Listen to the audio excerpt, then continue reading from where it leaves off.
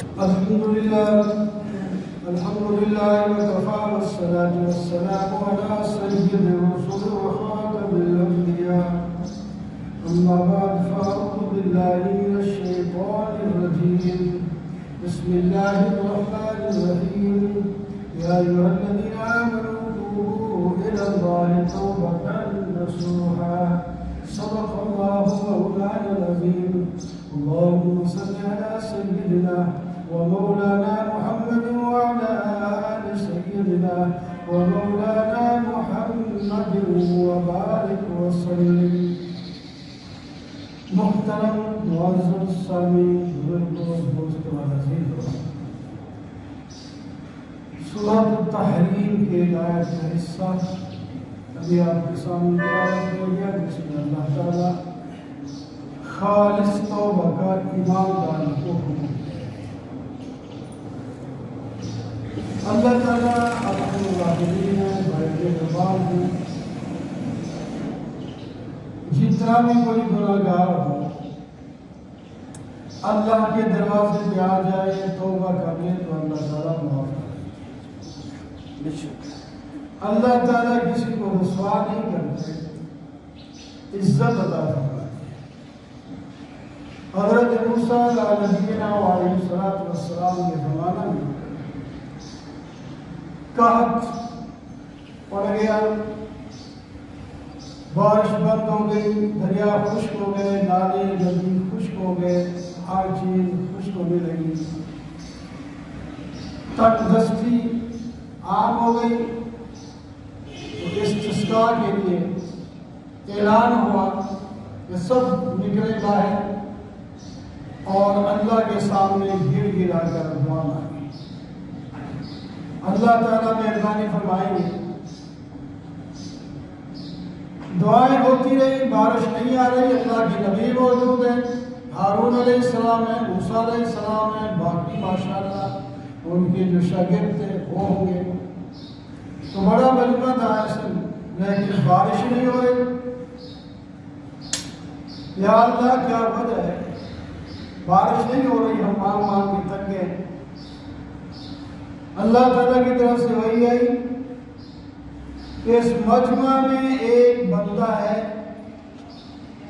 اور وہ گناہگار ہے، اور گناہ اس کا چغلخوری ہے، چغلخوری بڑی کرتا ہے، اس کی وجہ سے یہ بارش بند ہے، جب تک یہ ہے اس وقت تک بارش نہیں ہو سکتی۔ موسیٰ علیہ السلام کھڑے ہوئے اور مجمع سے مخاطب ہوئے اور فرمایا، اللہ تعالیٰ کی وحی کے مطابق میں اعلان کر رہا ہوں کہ اس مجمع میں ایک چغلخور ہے جس کی وجہ سے بارش بند ہے اور حالات بڑے گمبھیر ہو گئے، اس کو چاہیے کہ اس مجمع سے نکل جائے۔ اللہ، اب لوگ حیران ہیں، دیکھو کون نکلتا ہے، وہ چغلخور بھی وہاں موجود ہے۔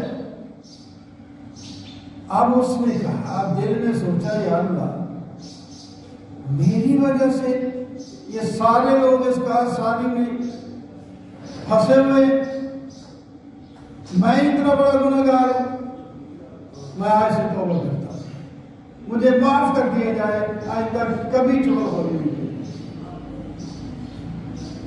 اور پھر سوچا کہ موسیٰ علیہ السلام کا حکم ہے کہ وہ بندہ یہاں سے نکل جائے، تو اب میں جب یہاں سے نکلوں گا تو لوگ سب دیکھیں گے، بےزتی ہوگی۔ یا اللہ جب میں چغلخور کے گناہ میں مبتلا تھا تو اس وقت تو نے مجھے رسوا نہیں کیا، بارش بند کر دی، قحط ڈال دیا، لیکن مجھے ذلیل نہیں کیا، تو کیا میں اب توبہ کرنی ہے تو پھر میں رسوا ہو جاؤں گا؟ یہی دل میں سوچا، اللہ تعالیٰ نے بارش نہیں کی، وہ مجلس سے گیا ہی نہیں، توبہ صحیح دل سے کر لی اور اللہ تعالیٰ نے بارش برسا دی۔ بارش کے بعد عرض کیا، یا اللہ آپ نے جو فرمایا تھا چغلخور جب تک یہاں ہے، بارش نہیں ہوگی تو بارش تو ہو گئی۔ فرمایا جس کی وجہ سے میں نے بارش بند کی تھی اسی کی وجہ سے میں بارش کھول دی۔ کہ اللہ ہمیں پتہ چل جائے۔ فرمایا ایسے کیسے ہو سکتا ہے، میں اتنا کر سکتا ہوں، اب میں اس کو کسی کے سامنے نہیں لانا چاہتا۔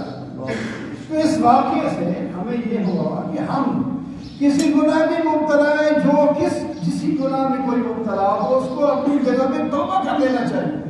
یہ بیماری ایسی آئی ہے کہ یہ پوری دنیا کو اپنے لپیٹ میں، بعض دفعہ کہیں شہر میں ہوتا ہے، کسی ملک میں ہوتی ہے بیماری، اور یہ جو ہے پوری دنیا کو اپنے لپیٹ میں لے لی ہے۔ کہ سارے لوگوں کو توبہ کرنا چاہیے۔ اللہ تعالیٰ گھر میں بیٹھ کر جہاں کہیں ہے توبہ کریں اللہ تعالیٰ سے، اللہ تعالیٰ معاف کر دیں گے، یہ بیماری ٹل جائے گی۔ اس کوئی معیب کی بات نہیں ہے، اللہ تعالیٰ کو جو کرنا چاہے۔ بعض دفعہ توبہ کرنے سے گناہگار کی وجہ سے اللہ تعالیٰ مہربانی فرما دیتے ہیں، اور بعض دفعہ کسی نیکی کام آتی ہے۔ اسی ہندوستان میں دہلی کے اندر ایک وقت میں شاہ عبد الحق محدث دہلی لکھتے ہیں کہ کال پڑ گیا زبردست، بڑی پریشانی، لوگ صلاۃ استسقاء کے لیے باہر جاتے ہیں، کئی دن ہو گئے بارش برس نہیں رہی۔ ایک آدمی نوجوان ہے، اپنی ماں کو لے کے جا رہا تھا، دیکھا یہ لوگ سارے جمع ہیں، تو آیا، پوچھا یہ کیا بات ہے، کوئی جنازہ ہے، کیا بات ہے، کیا تکلیف ہے، کیوں لوگ جمع ہیں؟ انہوں نے کہا یار آپ کو پتہ نہیں کہ یہ کار سالب ہے، بارش نہیں آ رہی، تکلیف ہے، کتنے دن ہو گئے ہیں، ہم دعا استسقاء کی دعا مانگ رہے ہیں، نمازیں پڑھ رہے ہیں، لیکن نماز بھی ہو رہا ہے، کچھ بارش نہیں برس رہی۔ اچھا، واپس گیا اور جا کے اپنی ماں کے پاس اس کا دوپٹہ پکڑا اور کچھ دعا کی، اس کے بعد بارش برس رہی۔ بعد میں سے پوچھا کہ یار کیا نوجوان کیا راز کیا ہے؟ اس نے کوئی راز نہیں، میں نے کچھ نہیں کہا، میں نے اللہ تعالیٰ سے عرض کیا یا اللہ اس میری ماں کی پاک دامنی کا واسطہ بارش برسا۔ میری ماں بڑی پاک دامن عفیفہ ہے، اور اس وجہ سے میں نے اللہ سے درخواست کی یا اللہ میری ماں کی پاک دامنی کا واسطہ ہے تو بارش برسا دے۔ اللہ تعالیٰ نے میری دعا قبول کر دی اور بارش برسا۔ جب آدمی گناہ سے توبہ کرتا ہے نا، اللہ تعالیٰ بڑا خوش ہوتے ہیں۔ اللہ تعالیٰ کو کوئی فائدہ نہیں، اپنی مخلوق کو بخش کر اللہ تعالیٰ خوش ہوتے ہیں۔ حدیث پاک میں آتا ہے ایک آدمی جا رہا، مثال کے ساتھ بتایا کہ اللہ تعالیٰ کتنے خوش ہوتے ہیں۔ ایک آدمی جا رہا ہو جنگل میں، اس کا کھانے پینے کا سامان اس پر لدا ہوا ہے اونٹنی پر، اور تھک گیا، چلو ایک درخت کے نیچے سستا لیتا ہوں اور پھر چلا جاؤں گا۔ لیٹ گیا، حدیث پاک میں یہ لیٹ گیا، اور اس کے بعد جب وہ نیند کھلی دیکھا تو اونٹنی نہیں، سامان بھی نہیں، اور جنگل ہے، کوئی بستی قریب ہے ہی نہیں، وہاں تو جنگل ہے۔ بڑا پریشان ہے، ادھر بھاگتا ادھر بھاگتا، کچھ بھی نہیں نظر آیا کہیں، تھک ہار کے پھر لیٹ گیا کہ اب تو موت ہی ہے، کوئی جانور کھا جائے گا، نہ بھی کھائے تو بھوکا مر جاؤں گا، میں یہاں سے نکل تو نہیں سکتا۔ پھر لیٹ گیا، وشی تاری ہو گئی، تھوڑی دیر کے بعد پھر ہوش آئے تو دیکھا ہے اونٹنی بما سامان کے وہاں کھڑی۔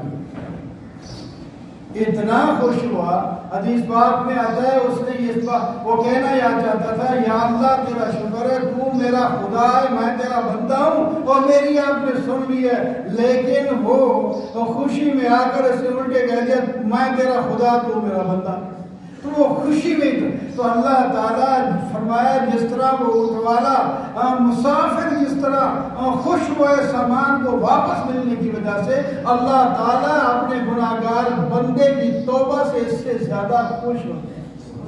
تو اس واسطے ہمیں چاہیے کہ ہم اللہ تعالیٰ کو خوش کریں اور اپنا بھی فائدہ کریں۔ اللہ تعالیٰ بھی خوش ہو جائیں گے، فائدہ ہمارا ہو جائے گا نا، گناہ جب ہمارے ختم ہو جائیں گے اللہ بھی راضی ہو جائیں گے، جہنم سے بچا کر جنت میں ہمارا داخلہ ہو جائے گا۔